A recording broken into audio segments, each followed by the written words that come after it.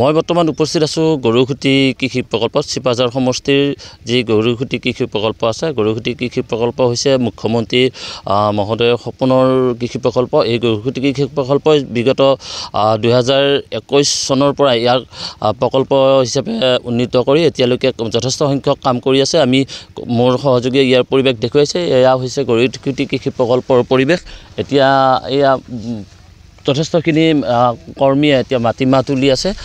এই গৰুখুটি কৃষি প্ৰকল্পত যথেষ্টখিনি খেতি বাতি হৈছে। সৰিয়হ খেতি আছে, মাকৈ খেতি আছে। যথেষ্ট সংখ্যক কৃষি প্ৰকল্পৰ সৈনিকে কাম কৰি আছে। আমি কথা পাতিবৰ কাৰণে আগবাঢ়িছোঁ। কৃষি প্ৰকল্পৰ এগৰাকী সৈনিক আছে, তেখেতৰ সৈতে আমি কথা পাতিম। কি ধৰণৰ উৎপাদিত সামগ্ৰীৰে এই গৰুখুটি প্ৰকল্পই অসম চৰকাৰক অৰিহণা যোগাইছে? মাননীয় মুখ্যমন্ত্ৰী মহোদয়ৰ যি সপোনৰ গৰুখুটি প্ৰকল্প আছিলে বৰ্তমান এই বাস্তৱলৈকে ৰূপান্তৰিত হৈছে আৰু ইয়াত বিশেষ অৰিহণা আছে আমাৰ অধ্যক্ষ মহোদয়ৰ লগতে আমাৰ ইয়াত নিয়োজিত প্ৰতিগৰাকী কৃষি সৈনিকৰ যি ত্যাগ, এই ত্যাগৰ ফচল সেউজীয়া ফচল আমি চপাবলৈ সক্ষম হৈছোঁ। এইবেলি আমি প্ৰায় 370 বিঘা মাটিত ৰঙালাও খেতি কৰিছিলোঁ।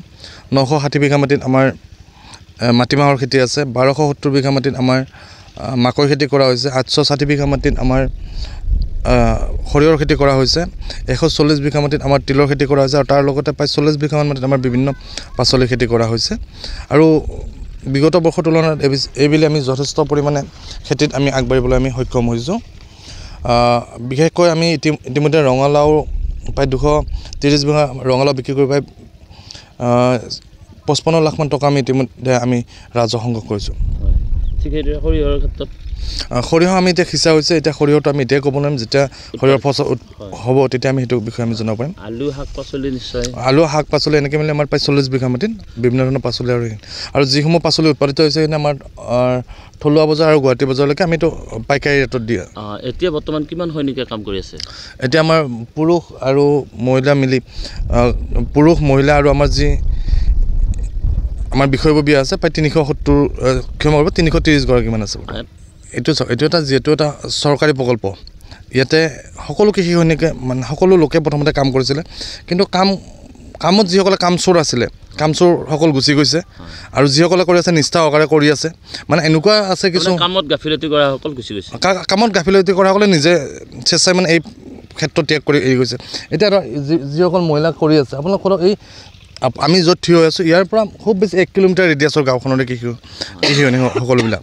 আৰু যিটো অভিযোগ আনিছে তেওঁলোকে নিজে কাম কৰিব নোৱাৰে কিনে এইটো অভিযোগ আনিছে। আৰু যিটো কৈছে পাৰিশ্ৰমিক, হয় প্ৰথম বছৰৰ পৰা এতিয়ালৈকে পাৰিশ্ৰমিকটো 3বাৰমান বাঢ়িছে। এতিয়া প্ৰতিগৰাকী কৃষি সৈনিকৰ 10,000 টকা ন্যূনতম মানে মাহিলী পাৰিতোষিক দি থকা হৈছে। সেইটো হিচাপত আমাৰ কাম চলি আছে। হয় আমি দিবৰ কাৰণে চেষ্টা কৰি আছে, আমাৰ উদ্বোধন কৰিব, কিন্তু উৎপাদনৰ ওপৰত ভিত্তি কৰি সেইটো দিয়াৰ ব্যৱস্থা কৰিছে। আমি ইতিমধ্যে প্ৰকাশ কৰিছোঁ যে মুখ্যমন্ত্ৰী মহোদয়ৰ যি সপোনৰ কৃষি প্ৰকল্প 7,800 বিঘা ভূমিৰে এই গৰুখুটি প্ৰকল্পৰ ইতিমধ্যে কৃষি কৰ্ম নিয়োজিত হৈ আছে। আমি আশা ৰাখিম গৰুখুটি কৃষি প্ৰকল্পই অসমৰ ভিতৰত এক উল্লেখযোগ্য কৃষি প্ৰকল্প হিচাপে গঢ়ি উঠিব। যিকোনো খবৰৰ বাবে যোগাযোগ কৰক 7099017330 লগতে 7099017110 নম্বৰত। যিকোনো খবৰৰ বাবে যোগাযোগ কৰক 7099017330 লগতে 7099017110 নম্বৰত।